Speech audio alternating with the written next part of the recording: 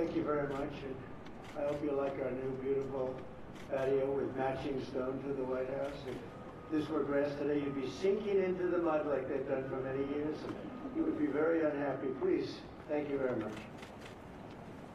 This was a big day. It's a pardon day for a very important beast. On behalf of the First Lady and the entire Trump family, I want to wish all Americans a very, very happy Thanksgiving. It's a great time of the year, and our country is doing really well, economically, like we've never done before. Today, we continue a time-honored American tradition. Well, that's a well-trained turkey. See how happy he is? In a few moments, I will grant a full, absolute, and unconditional presidential pardon to two handsome Thanksgiving turkeys, and this is their lucky day. This is a lucky day for them.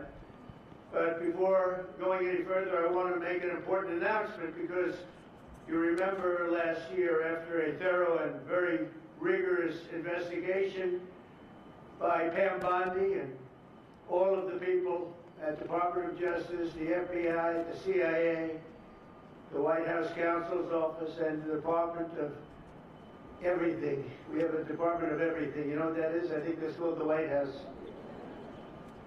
Into a terrible situation caused by a man named Sleepy Joe Biden. He used an auto pen last year for the turkey's pardon. So I have the official duty to determine, and I have determined that last year's turkey pardons are totally invalid. As are the pardons of about every other person that was pardoned other than, where's Hunter? No, Hunter's was good. That was the one pardon, Pam, that was good, right? The rest of them are all invalid. I don't know what the hell you're going to do about that, but that's, now we're going to take a little of the joking. That is a mess. But they're hereby null and void. The turkeys known as Peach and Blossom last year have been located, and they were on their way to be processed, in other words, to be killed. But I've stopped that journey, and I am officially pardoning them, and they will not be served for Thanksgiving dinner. We saved them in the nick of time. This one has plenty of time, but they were saved in the nick of time. We're thrilled to be joined today by Vice President J.D. Vance, Second Lady Usha Vance, their daughter Mirabelle, and along with Attorney General Pam Bondi, Secretaries Marco Rubio, Scott Bassett, Pete Hegseth, Brooke Rollins, Howard Lutnick, Linda McMahon, Scott Turner, Administrator Lee Zeldin, who's done a great job. A nuclear power plant gets approved in less than a week. Okay? I'm only kidding, but pretty close to that. And we have more. Where's Lee? Stand up, Lee. One of my great superstars. Thank you. It used to take 20 years before you got rejected when you put in an application. Now we're doing them in a matter of weeks, right? And that's why we have the biggest plants anywhere in the world. We're leading in AI. We're leading in everything. Our auto plants are pouring back into our country. Where do you see the jobs coming with them? But many of them are under construction, but Lee's done a great job in getting those approvals. I appreciate it very much. FBI Director Kash Patel has been very busy doing a great job. Also, thank you, Kash. Along with members of, see, you got a following, Kash. Along with members of Congress, and in particular, I want to mention Jason Smith and David Rozier. Where are those two guys? Come on, stand up, fellas. What good people. Jason knows more about the tax code than any living human being. He knows so much, we don't even want to hear about it, right? Too complicated. We're going to make it a simpler code. But we did in the great big beautiful bill. It was just passed. Your imprints all over that, and it's amazing. The biggest tax cuts in the history of our country for middle-income people. The biggest tax cuts in the history of our country for middle-income people. And the biggest jobs bill ever passed, and nobody thought we could get that one done. I'm glad. And we actually put 4 years, actually probably 8 or 10 years, but we put 4 years worth of material into one great, big, beautiful bill. So that worked out very well, and I want to thank everybody for working on it. JD, that was a great, we were going to do it in small bills. We're going to have 18 bills and do it along the process. I'm glad, Scott, that we got it done. because dealing with these Democrats, I think that's all one shot. But we have it all in one great, big, beautiful bill. Thanks as well to the chairman of the National Turkey Federation and the CEO of Butterball. That's a big deal. Jay Jandren. Where's Jay? Thank you. Stand up, Jay. Thank you very much. Along with his wife Leslie and their 3 children, as well as the farmer who raised these 2 magnificent birds, Travis Pittman and Wayne County, North Carolina. I won Wayne County by a lot. That means you had to vote for Trump, I think. I won by 92%. I like Wayne County. They're doing all right, right? And this is like a record-setting turkey that's going to be saved. The turkeys being pardoned today go by the names of Gobble and Waddle. When I first saw their pictures, I thought we should send them, well, I shouldn't say this. I was going to call them Chuck and Nancy. But then I realized I wouldn't be pardoning them. I would never pardon those 2 people. I wouldn't pardon them. I wouldn't care what Melania told me. Darling, I think it would be a nice thing to do. I won't do it, darling. These are 2 of the largest turkeys ever presented to an American president, over 50 pounds each. It's the largest we've ever had. And those are big turkeys. Are they as good as the normal-sized turkey? Better or as good? Do they tend to be a little fatty, maybe? No, he said no. He knows the turkey business. Anyway, despite their size, Secretary Kennedy has formally certified that these are the first ever Maha turkeys. I don't know if I agree with that. These are Maha. In other words, they could be fat, but they're still Maha. They've been fattened on a steady diet of grass, beef, to allow the smoothies and all of the other things that they've been eating for this occasion. This was a really big occasion. But they've eaten every fattening food that you can eat. We wanted to really make them special, and they really are. They're like record-setting. I've never seen a turkey that big before. Are they violent at all? Will they attack as I walk over? Because if they were, I'll stay right up here. But as you know, we're a tough on crime administration. We are tough on crime. You know, our border had 0 people coming in for the last 7 months, right? 0. I mean, even I find that hard to believe to me. They had millions and millions of people pour into our border, from prisons, from mental institutions, gang members, drug dealers. They poured in to our country like we were stupid people. We're not stupid people anymore. But nobody's ever seen anything. The job that they've done on the Tom Holman, Christy Noem, the whole group, the job they've done on the border is almost like a miracle. We have, and the people that make these statistics have said 0. They've said 0 for the last 7 months. I can't, it has to be like a few people got in, but they say 0. And they're radical left Democrats to do the scoring. So I can't imagine they did that for us. The truth is, we have no people coming into our country illegally. It's an amazing statistic, and I'm very proud of it. And we have the most people working in the United States today, by far, than we ever had in the history of our country. So those are all good numbers. But instead of pardon, some of my more enthusiastic staffers were already drafting the paperwork to ship Gobble and Waddle straight to the terrorist confinement center in El Salvador. And even those birds don't want to be there. You know what I mean? It was a tough. I'd like to thank the president of that country. They do a rather efficient job. It's going to be the largest prison in history. I've never seen anything like it. And a lot of people are behaving on our streets now. You know, Washington, D.C. is considered a safe zone. This was one of our most unsafe places anywhere in the United States. It is now considered a totally safe city. I won't tell you about murders. We're having murders, like a lot of murders, on a weekly basis. We haven't had a murder in 6 months. And it doesn't sound good even to say that. We haven't had a murder in 6 months. But when you are averaging 1 and even sometimes 2 a week, and you haven't had 1 in 6 months, you can walk with your family down the middle of any street, go to a restaurant, you won't get in. They're opening new restaurants all over, and it's really been a beautiful thing to see. So Washington, D.C.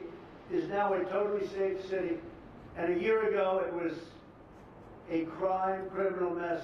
We removed, Pam, 1,700 people, career criminals, and people that came to this city from Venezuela and many other places. They were let out of prisons and they came here. There were Tren de Aragua, a lot of Tren de Aragua, that's from Venezuela. And we got them all the hell out of our country, or they're in prisons now. And you can walk down any street in Washington and you're going to be just fine. And I want to thank the National Guard. I want to thank Pete Hegseth. The job you've done here is incredible. And I hear you having the same kind of success in Memphis, Tennessee. We had an even worse situation. And Memphis crime is down 64% in 3 weeks. And by the time you have 4 or 5 weeks, you can have it down almost where there won't be crime. And we could do that in Chicago, by the way, if they would let us. If the mayor was a low IQ person, but he should understand this. This is a very serious thing. You saw all the crime that took place last night, the night before. The woman with the burning, they burned the woman. They'll be talking about that now. They burned this beautiful woman riding in a train. A man was arrested 72 times. 72 times, think of that. And they'll let him out again. The liberal judges will let him out again. But we're ready to go. You know, we've been moving toward Chicago. We have a governor that thinks it's wonderful that only like 7 people were killed this week. But we are moving toward doing it. We're going to, if crime gets, it's horrible what's happening in Chicago. We could make Chicago a safe city in a period of 4 weeks. In a period of 8 weeks, 9 weeks, 10 weeks, it would be totally safe. And the people of Chicago want us to go there. And if you look at the crime that's taken place in Chicago in the last 2 weeks, just take a look. It's on the front page of every newspaper. It's out of control. The mayor is incompetent, and the governor is a big fat slob. You ought to invite us in. Say, please make Chicago safe.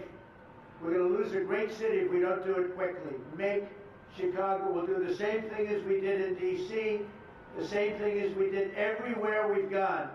It's become almost instantly safe. And I want to do it in Chicago. So Governor Pritzker, if you're listening, let's get your act together. Invite us in.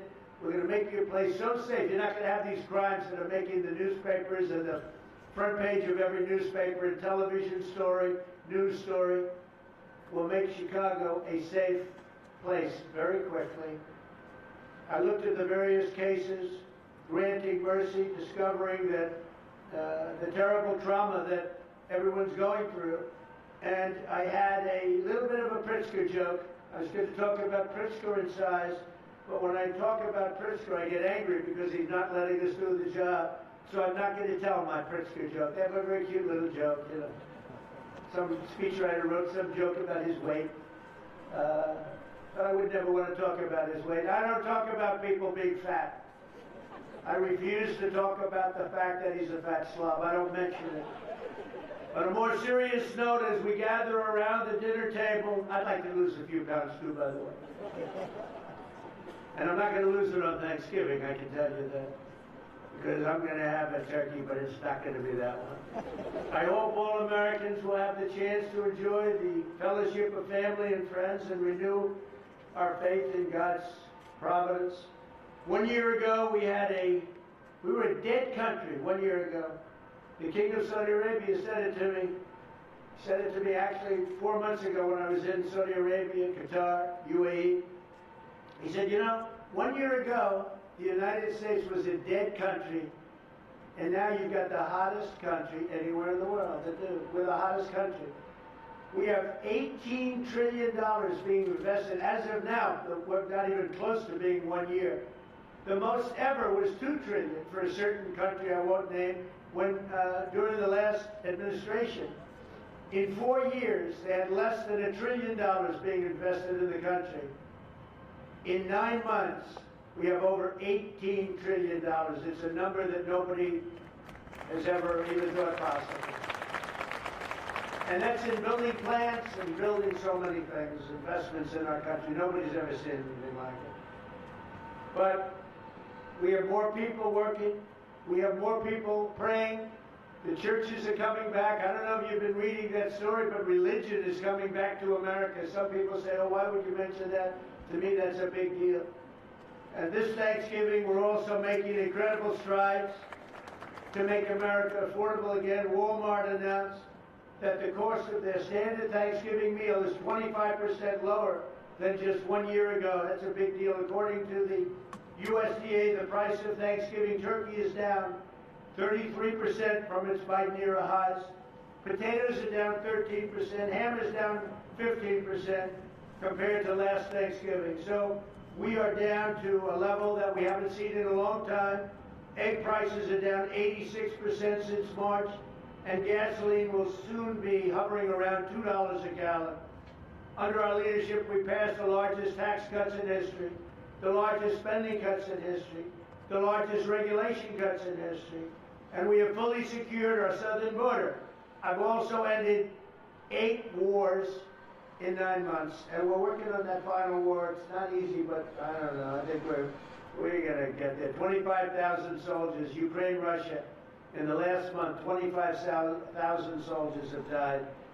So I think we're getting very close to a deal. We'll find out. I thought that one would have been gone quicker. We did 8. I thought that would have been an easier one, but I think we're making progress. In less than 1 year, we've accomplished more than most other administrations have accomplished in 8 years. And this is a very special Thanksgiving. We thank God for His many blessings and the great success that this country has seen in this short period of time. We draw strength from the love of family and friends, and we express our undying gratitude for the men and the women of the United States Armed Forces. We love them. We pray that peace and prosperity will continue to bless our land, and together we'll really just keep this great drive going to make America great again. MAGA, I think it's the greatest expression in the history of politics. Make America great again. So once again, Melania, thank you for doing such a great job and being such a great First Lady. And now let's go and give Gobble, Waddle. Waddle, by the way, is missing in action, but that's okay. We'll pretend Waddle is here. The gift that they've been waiting for. And I'll move over and I will just say very nicely, Gobble, your pardon. Come on, let's say it in front of Gobble. Thank you very much, everybody.